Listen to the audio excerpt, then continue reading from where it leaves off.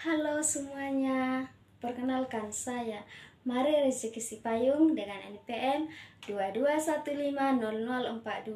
Saya dari Prodi Matematika oleh mata kuliah Antropologi dan Sosiologi oleh dosen pengampu Ibu Rani Farida Sinaga, SPD MSI dari Universitas HKBP Nomensen Medan.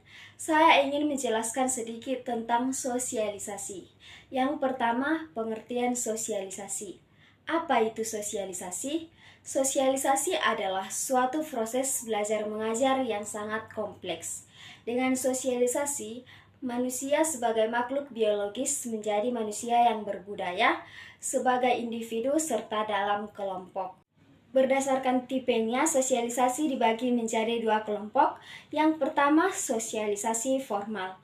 Sosialisasi formal terjadi melalui lembaga-lembaga formal yang sesuai dengan aturan-aturan yang berlaku, misalnya sekolah dan kampus.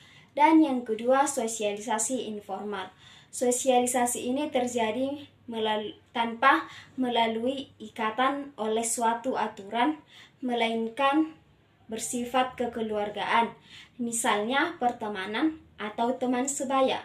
Yang ketiga, proses inkulturasi, proses pembudayaan seseorang atau individu dalam mempelajari dan menyesuaikan diri terhadap nilai dan norma. Dan yang ketiga, jenis-jenis sosialisasi. Yang pertama, sosialisasi primer. Sosialisasi primer disebut juga sosialisasi tahap pertama, di mana seseorang pertama kali mendapatkan proses sosialisasi di dalam keluarganya.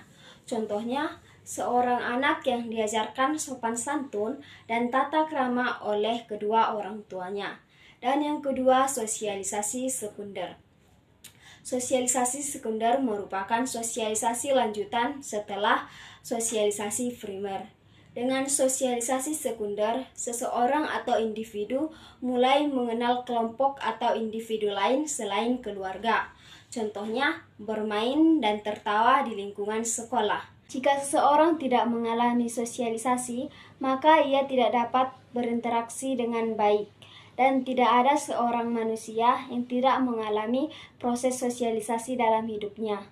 Adapun faktor penghambat sosialisasi yaitu yang pertama, adanya kesulitan berkomunikasi, yang kedua, pola kelakuan yang berbeda, dan yang ketiga, akibat perubahan dalam masyarakat. Sekian materi yang bisa saya paparkan.